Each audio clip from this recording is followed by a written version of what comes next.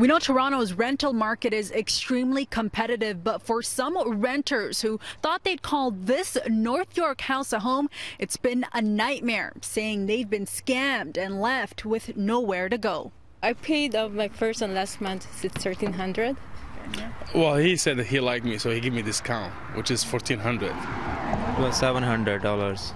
Well, we're 3 people. He took like $1,050 per head. That's how much money these strangers said they paid to rent a room inside the North York home. But none of them are currently living there, saying the man who claimed to be the landlord scammed them and over 24 others in recent weeks.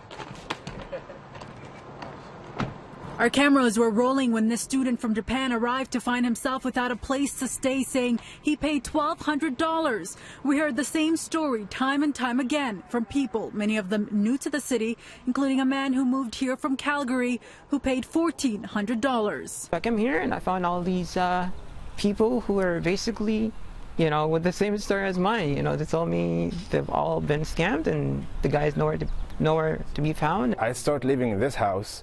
And from that day, I see like a bunch of people coming in every time asking for their room.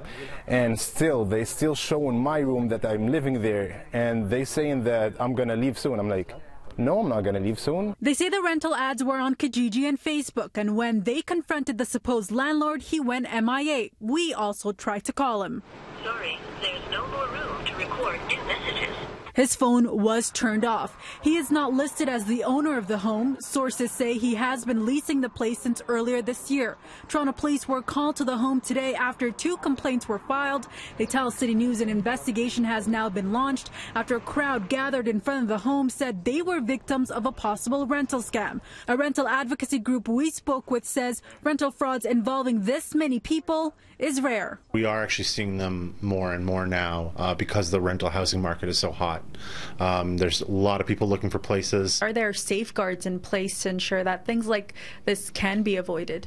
Not really. Unfortunately, there isn't a lot of regulations of apartments. Landlords aren't licensed, although they do have a new regulatory bylaw that does put certain education and information restrictions on them, which is good. But at the end of the day, unfortunately, anyone can pretend to be a landlord. Though some were able to find shelter elsewhere, others haven't been so lucky. But all are just waiting for answers and hoping they get their money back. You rent actually a place, and then you're ready to move in. You have a dream, you have vision, you have stuff to do. You depend on getting the keys. Some of the people who did arrive here at the home and had nowhere to go, well, they were invited inside by the tenants. It was a viewer who called into our newsroom asking us to look into these concerns. If you have a story you'd like us to look into, here are all the ways you can get in touch with us. For City News, I'm Faiza Amin.